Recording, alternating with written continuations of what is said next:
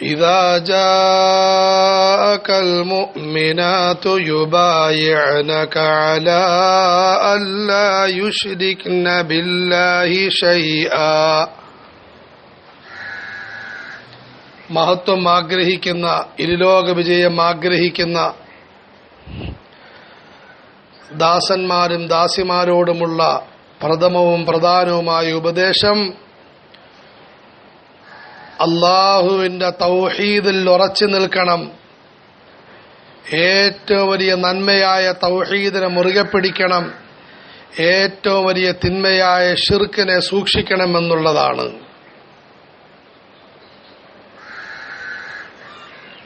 ഇന്ന് ലോകത്ത് ധാരാളം നന്മകളെ പരിചയപ്പെടുത്തപ്പെടുന്നുണ്ട്. ധാരാളം തിന്മകളെയും ചിത്രീകരിക്കപ്പെടുന്നുണ്ട്. പക്ഷേ ഈ ലോകത്ത് വന്ന ഏറ്റവും വലിയ പ്രബോധകന്മാരായ നബിമാർ പഠിപ്പിച്ച ഏറ്റവും വലിയ നന്മ തൗഹീദാണ്.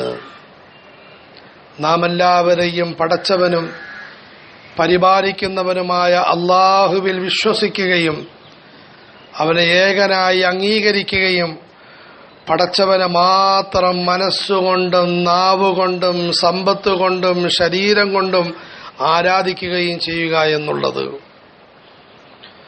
മറുഭാഗത്ത് ഏറ്റവും വലിയ തിന്മ അല്ലാഹുവിന്റെ അസ്തിത്വത്തിലും അല്ലാഹുവിന് മാത്രം അർഹതപ്പെട്ട ആരാധനകളിലും ഏതെങ്കിലും വ്യക്തിയെയും ശക്തിയെയും പങ്കുചേർക്കൽ, ശിർക്ക്. ഇത് ഏറ്റവും വലിയ പാപമാണ്.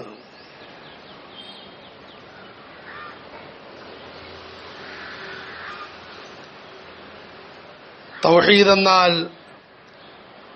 രണ്ട് കാര്യങ്ങളാണ്. ഒന്ന്, പടച്ചവനെ മാത്രം ആരാധിക്കൽ. രണ്ട്, പടച്ചവന് വേണ്ടി മാത്രം ആരാധന അനുഷ്ഠിക്കൽ.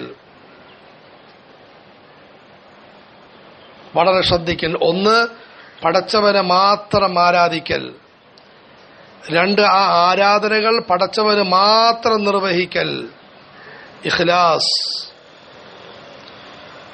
അതുപോലെ ശിർക്കും രണ്ട് വിഭാഗമുണ്ട്. ഒന്ന്, അല്ലാഹുവല്ലാത്ത വ്യക്തികളെയും ശക്തികളെയും ആരാധിക്കൽ. രണ്ട്, അല്ലാഹുവല്ലാത്ത വ്യക്തികൾക്കും ശക്തികൾക്കും വേണ്ടി വല്ല നന്മകളും പ്രവർത്തിക്കൽ. ഈ രണ്ട് കാര്യത്തെയും നമ്മൾ അങ്ങേയറ്റം സൂക്ഷിക്കണം, വളരെയധികം ശ്രദ്ധിക്കണം. പ്രത്യേകിച്ച് നാം എല്ലാവരും ജീവിക്കുന്ന നാട്, സാഹചര്യം അന്ധവിശ്വാസങ്ങളെയും അനാചാരങ്ങളെയും പ്രേരിപ്പിക്കുന്ന എന്നല്ല, അതിനെയെല്ലാം ശാസ്ത്രീയമായി അവതരിപ്പിക്കുന്ന ഭരണകൂടത്തിന്റെയും പണത്തിന്റെയും അകമ്പടിയോടെ ഒരു വിശുദ്ധ കാര്യമായി ചിത്രീകരിക്കുന്ന നാട്ടിലും സാഹചര്യത്തിലുമാണ്. ഈ സന്ദർഭത്തിൽ ലാ ഇലാഹ ഇല്ലല്ലാ എന്നതിന്റെ ആശയം ശരിയായ നിലയിൽ മനസ്സിലാക്കി ഇതിൽ ഉറച്ചു നിൽക്കൽ നമ്മളുടെ പ്രധാനപ്പെട്ട ബാധ്യതയാണ്. അമുസ്ലിമീങ്ങളുമായി വളരെ സൗഹാർദ്ദത്തിലും ആദരവിലും സഹായ സഹകരണത്തിലും കഴിയണം. പക്ഷേ മതപരമായ ചടങ്ങുകളെയും അവരുടെ മതപരമായ ചടങ്ങുകളെയും ദിനങ്ങളെയും ആദരിക്കലും അതുപോലെ എല്ലാ മതങ്ങളും സത്യമാണെന്ന് വാദിക്കലും ശിർക്കാണ്, പാപമാണ്. വളരെ ശ്രദ്ധിക്കാൻ. ഇന്ന് സമുദായം രണ്ട് വിഭാഗമായി മാറിക്കൊണ്ടിരിക്കുന്നു. വളരെ പേടിക്കേണ്ടത്. ഒന്ന്, ഒരു കൂട്ടം ആളുകൾ ഓവർ സൂക്ഷ്മതയുടെ പേരിൽ അമുസ്ലിമീങ്ങളുമായി യാതൊരു ബന്ധവുമില്ല, മുസ്ലിമീങ്ങളുമായിട്ട് പോലും ബന്ധമില്ല, പിന്നെയല്ലേ മറ്റുള്ളവരുടെ കാര്യം. വലതുഭാഗത്ത് ആരാ ജീവിക്കുന്നത് എനിക്കറിയില്ല, ഇടതുഭാഗത്ത് ആരാണ് എനിക്കറിയില്ല. അബ്ദുറഹ്മാൻ ഹാജിയാരുടെ വീട് ഏതാ, വേറെ ആരോടെങ്കിലും പോയി ചോദിക്കും. ഈ ഭാഗത്താണ് ജോസഫ് എന്ന വ്യക്തിയുള്ളത്, എനിക്കറിയില്ല. രാമൻ എന്ന് പറയുന്നൊരു എഞ്ചിനീയർ ഇവിടെയുണ്ടോ, വേറെ ആരോടെങ്കിലും പോയി ചോദിക്കും. വേറെ ചില ആളുകൾ വലിയ ശൈലിയിൽ ഇതിനെ സംസാരിക്കാറുണ്ട്. രാമന്റെ വീടെവിടെയാണ്, അതിനെന്താ വേണ്ടത്? അദ്ദേഹത്തിന് അസുഖമായി, ഒന്ന് കാണാൻ വേണ്ടി വരുക. ആര് പറഞ്ഞു അസുഖം? ഞാൻ അറിഞ്ഞില്ലല്ലോ. നമ്മളോട് വന്ന് അസുഖം അനുവാദം ചോദിച്ചിട്ട് മറ്റുള്ളവരുടെ മുതുകിലേക്ക് കയറണം, ഈ ശൈലിയിൽ ആൾക്കാർ സംസാരിക്കുന്നത്. അയൽവാസിയുടെ മരണം നടന്നിട്ടറിയാത്ത ഹാജിയാക്കന്മാരുണ്ട്. അയൽവാസി ക്യാൻസർ ബാധിച്ച് ദുഃഖിക്കുന്ന സമയത്ത് ഇവിടെ വലിയ മഹത്വം പ്രസംഗിക്കുന്ന ഞാൻ കാരണമായിട്ടാണ് ഉണ്ടായതെന്ന് പറയുന്ന വലിയ നോമ്പുകാരും നിസ്കാരക്കാരുമുണ്ട്. ജനങ്ങളുടെ ദുരന്തങ്ങളെയും കണ്ണുനീരുകളെയും തന്റെ സ്വാർത്ഥതയുടെ കപ്പലോടിക്കാൻ വേണ്ടി കണ്ടെത്തുന്ന വിശ്വാസത്തിന്റെ യാഥാർത്ഥ്യം ഉൾക്കൊള്ളാത്തതായ വിഡ്ഢികൾ ലോകത്ത് ജീവിച്ചിരിപ്പുണ്ട്. അവനങ്ങനെ തന്നെ ഉണ്ടാകേണ്ടത്. എന്റെ ഉപ്പുപ്പായ ഉപദ്രവിച്ചതല്ലേ. സഹോദരങ്ങളെ, അയൽവാസികളുമായി സാഹോദര്യത്തിൽ കഴിയണം. ഇതാ ഇവിടെ ഒരു കിതാബ് ഇരിപ്പുണ്ട്, എനിക്ക് വലിയ സന്തോഷം വന്നു. നമ്മളത് വായിക്കിൻ, ജനങ്ങൾക്ക് കൊടുക്കിൻ, പ്രചരിപ്പിക്കിൻ. അയൽവാസികളോടുള്ള കടമകൾ, ഇസ്ലാമിക സ്വഭാവങ്ങൾ. ഇന്ന് ഇന്ത്യ രാജ്യത്ത് മുസ്ലിം അമുസ്ലിം ബന്ധം നല്ല നിലയിലാക്കാൻ വളരെ കഠിന ത്യാഗം ചെയ്യുന്നൊരു മഹാപുരുഷൻ മൗലാന സയ്യിദ് അർഷദ് മദനിയുടെ വളരെ ചെറുതെങ്കിലും ഗംഭീരമായ രചനയാണ്. സുബ്ഹാനല്ലാഹ്, അതിൽ ഹദീസ് കാണാൻ സാധിക്കും. അറിയാമോ നിങ്ങൾക്ക് അയൽവാസികളോടുള്ള കടമകൾ?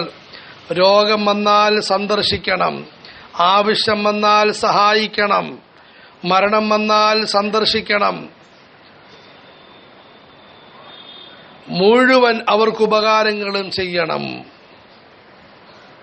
മൗലാന അവറുകളുടെ പ്രധാനപ്പെട്ട ഉപദേശമാണ്. ഇന്ത്യ മുഴുവനും നടന്ന് ഉപദേശിക്കുന്നു.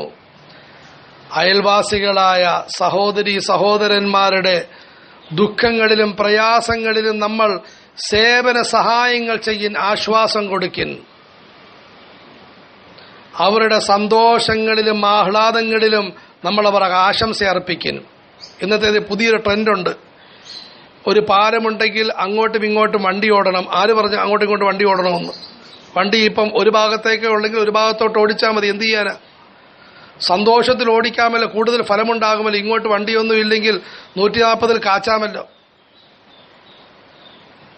അതുപോലെ ഇന്നത്തെ പുതിയൊരു ശൈലിയാണ്, എന്നെ അവർ കല്യാണത്തിന് വിളിച്ചില്ല, അതിന് താങ്കൾ ആ കല്യാണത്തിന്റെ ശാപ്പാട് കഴിക്കാൻ പോകണ്ട, പക്ഷെ ആശംസ അർപ്പിക്കിൻ. അവരുടെ വീടിന്റെ ഉദ്ഘാടനത്തിന് വിളിച്ചില്ല, എന്തു കുഴപ്പം? ഉദ്ഘാടനത്തിന് താങ്കൾ പോകണ്ട, അതിനുശേഷം പോകിൻ, ഒന്ന് കൈ കൊടുക്കിൻ, ആശംസ പറയിൻ. മരണം അറിയിച്ചില്ല, ഒരു കുഴപ്പവുമില്ല, നിങ്ങൾ അറിഞ്ഞെങ്കിൽ അവിടെ പോയി പങ്കെടുക്കിൻ. ഇതിന്റെ അടിസ്ഥാന കുഴപ്പം നമ്മൾ അവരോട് ചെയ്യുന്ന ഈ കാര്യം അവർക്കെന്തോ വലിയ സേവനം ചെയ്യുന്നു എന്ന നിലയിലാണ്. ഇസ്ലാം വേറൊരു നിലയിലാണ് പറയുന്നത്. നിസ്കാരം ഇബാദത്ത്, അയൽവാസിയെ സേവിക്കലും ആരാധന. വ്യഭിചാരം വലിയ കുറ്റം, അയൽവാസിയെ ദ്രോഹിക്കലും വലിയ കുറ്റം. വല്ലാഹി ലാ യുഅ്മിൻ, വല്ലാഹി ലാ യുഅ്മിൻ, വല്ലാഹി ലാ യുഅ്മിൻ. പടച്ചവനാണ് സത്യം, അവൻ യഥാർത്ഥ വിശ്വാസിയല്ല. അല്ല ആരാധങ്ങളെ. മല്ലാ യഅ്മനു ജാറുഹു ബവായിഖഹു ഖാല റസൂലുള്ളാഹി സല്ലല്ലാഹു അലൈഹി വസല്ലം. മാരുടെ അയൽവാസിയാണ് പേടിച്ചു കഴിയുന്നത്. ഇപ്പോൾ മിസൈൽ വീഴും, ഇപ്പോൾ ബോംബ് വീഴും, ഇപ്പോൾ ഇങ്ങോട്ട് മാലിന്യം വർഷിക്കും എന്ന് ആരുടെ അയൽവാസിയെ പറ്റിയാണോ അയൽവാസികൾ ഭയക്കുന്നത്? പടച്ചവനെ, എന്റെ വീടിന്റെ കാര്യം എന്തായിരിക്കും, എന്റെ കടയുടെ കാര്യം എന്തായിരിക്കും എന്ന് അയൽവാസികൾ ദൂരെ വെച്ച് പേടിക്കുന്നത് അവൻ യഥാർത്ഥ വിശ്വാസിയല്ല എന്ന് മുഹമ്മദ് മുസ്തഫ സല്ലല്ലാഹു അലൈഹി വസല്ലം. അതുകൊണ്ട് ആദ്യമായി ഇത് നമ്മൾ തിരുത്തണം. വലിയൊരു വിഭാഗം ഇങ്ങനെ വളർന്നു വരുന്നുണ്ട്. നിസ്കാരത്തോട് നിസ്കാരം, അയൽവാസികളുമായി യുദ്ധം, നോമ്പോട് നോമ്പ്, കുടുംബക്കാരുമായിട്ട് വഴക്ക്. അടുത്തൊരു സഹോദരൻ ഉംറ ചെയ്യാൻ പോകുന്ന സമയത്ത്, ഉംറയിലെ ഹജ്ജിന് പോകുന്ന സമയത്ത് തമാശയ്ക്ക് പറയുകയുണ്ടായി, അദ്ദേഹത്തിനെ വിരട്ടി.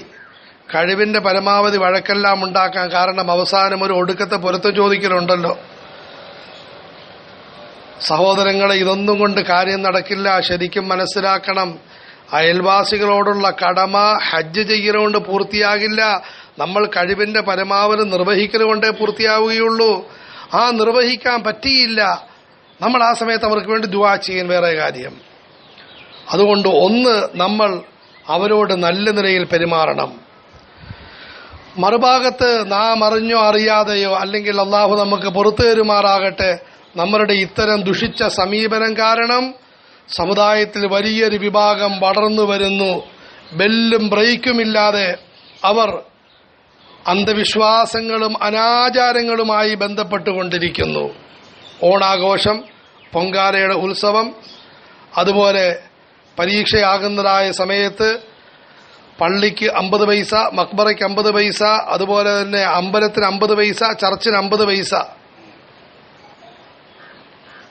2 രൂപ കൊണ്ട് എങ്ങനെയെങ്കിലും പരീക്ഷയ്ക്ക് ജയിക്കാൻ വേണ്ടി, ഒരക്ഷരം പോലും പഠിക്കാതെ ജയിക്കാൻ വേണ്ടി നോക്കുന്നു.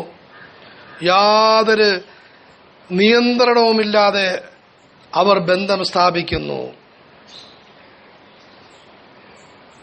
സഹോദരങ്ങളെ, ശരിക്കും തിരിച്ചറിയും, നമ്മളുടെ മേൽപ്പറഞ്ഞ കുറ്റത്തിന്റെ പരിണിത ഫലമാണോ എന്ന് പേടിക്കേണ്ടിയിരിക്കുന്നു. നമ്മൾ നമ്മളെ മക്കൾക്ക് പഠിപ്പിച്ചു കൊടുത്തില്ല അമുസ്ലിമുമായി ബന്ധപ്പെടേണ്ട ശൈലി ഇതാണ്, ഹൈന്ദവരുമായി ബന്ധപ്പെടേണ്ട രീതി ഇതാണ്. കുഞ്ഞായിൻ മുസ്ലിയാര്, അതുപോലെ നമ്പൂതിരിയും ആത്മാർത്ഥമായ ബന്ധം, പക്ഷേ മതകാര്യങ്ങൾക്ക് ഒന്നാന്തരം വ്യക്തിത്വം. ആദരവായ റസൂലുള്ളാഹി സ്വല്ലല്ലാഹു അലൈഹി വസല്ലം തങ്ങളുടെ കഠിന ശത്രുക്കൾ യഹൂദികൾ മതപരമായിട്ട്, പക്ഷേ റസൂലുള്ളാഹി സ്വല്ലല്ലാഹു അലൈഹി വസല്ലം കച്ചവടം നടത്തുന്നത്, കടം വാങ്ങിക്കുന്നത് യഹൂദികളിൽ നിന്നും. വതൂഫിയ റസൂലുള്ളാഹി സ്വല്ലല്ലാഹു അലൈഹി വസല്ലം വദർഉഹു മർഹൂനത്തുൻ ഇൻദ യഹൂദിയിൻ. ആദരവായ റസൂലുള്ളാഹി സ്വല്ലല്ലാഹു അലൈഹി വസല്ലം ഈ ലോകത്തിൽ നിന്നും വിട പറഞ്ഞത് എങ്ങനെയാണെന്നറിയാമോ? അവിടത്തെ പടച്ചട്ട ഒരു യഹൂദിയുടെ അരികിൽ പണയം വെച്ചിരിക്കുന്നു, കുറച്ചു ഗോതമ്പിന് വേണ്ടി. അതുകൊണ്ട് ഇത് രണ്ടുമില്ല, ബന്ധമില്ലായ്മയുമില്ല, കാടൻ ബന്ധവുമില്ല, മറിച്ച് ഒന്നുണ്ട്, ദീനിന്റെ ഉള്ളിൽ നിന്നുകൊണ്ട് ബന്ധപ്പെടിൻ. ആ ബന്ധം ഇതാണ്, ദീൻ അനുവദിക്കുന്ന മുഴുവൻ കാര്യങ്ങളിലും ഊഷ്മളമായ ബന്ധം, അല്ലാത്ത കാര്യങ്ങളിൽ ബന്ധമില്ല. അവരുടെ ഉത്സവം അവർക്ക്, അവരുടെ പ്രത്യേക ദിനങ്ങൾ അവർക്ക്, അതുമായിട്ടവർ നടക്കട്ടെ, പക്ഷെ നമുക്കതുമായി ബന്ധമില്ല. അതുപോലെ അനിസ്ലാമിക വിശ്വാസ ആചാരങ്ങളിൽ നിന്നും അകന്നു നിൽക്കൽ ഇസ്ലാമിന്റെ നിബന്ധനയാണ്, മുസ്ലിമാകാൻ നിബന്ധനയാണ്. അനിസ്ലാമിക വിശ്വാസ ആചാരങ്ങളിൽ നിന്നും അകന്നു നിൽക്കണം. രോഗങ്ങൾ ഭേദമാകാൻ വിഗ്രഹ പിശാചുക്കളോട് സഹായം തേടുന്ന പതിവ് വിവരം കെട്ട മുസ്ലിംകൾക്കിടയിലുണ്ട്. ഇത് സാക്ഷാൽ ശിർക്കാണ്. മുജദ്ദിദ് പറയുന്നു, രോഗം തരുന്നത് അല്ലാ, രോഗം ഭേദമാക്കുന്നത് അല്ലാ. പടച്ചവനോട് ദുആയിരക്കിൻ, പടച്ചവൻ അനുവദിച്ച ചികിത്സകൾ നടത്തിൻ, പടച്ചവൻ അനുവദിച്ച മന്ത്രങ്ങൾ നടത്തിൻ. മന്ത്രങ്ങൾ 3 തരമുണ്ട്. ഒന്ന് പച്ച ശിർക്ക്, ഭദ്രകാളി ഹോമം, ഇങ്ങനെയുള്ള കാര്യങ്ങൾ. 2 അനാചാരങ്ങൾ, ഖുർആനിലും സുന്നത്തിലുമില്ലാത്ത, പൂർവികരായ മഹത്തുക്കൾ പഠിപ്പിച്ചിട്ടില്ലാത്ത മന്ത്രങ്ങൾ, അത് ശരിക്കിറങ്ങുന്നുണ്ട്, അനാചാരമാണ്. 3 ഇസ്ലാമിക മന്ത്രം, സൂറത്തുൽ ഫാത്തിഹ, ബഖറയുടെ ആരംഭത്തിലെ ആയത്തുകൾ, ആയത്തുൽ കുർസി, ആമനർ റസൂൽ, ഇങ്ങനെയുള്ള ഈ ആയത്തുകളും സൂറത്തുകളും, ഖുൽ അഊദു ബിറബ്ബിൽ ഫലഖ്, നാസ്, ഈമാനോടെ ശ്രദ്ധയോടെ ഓതിൻ. മുഴുവൻ രോഗങ്ങൾക്കുമുള്ള ചികിത്സ. അള്ളാഹു ഈമാൻ തരുമാറാകട്ടെ.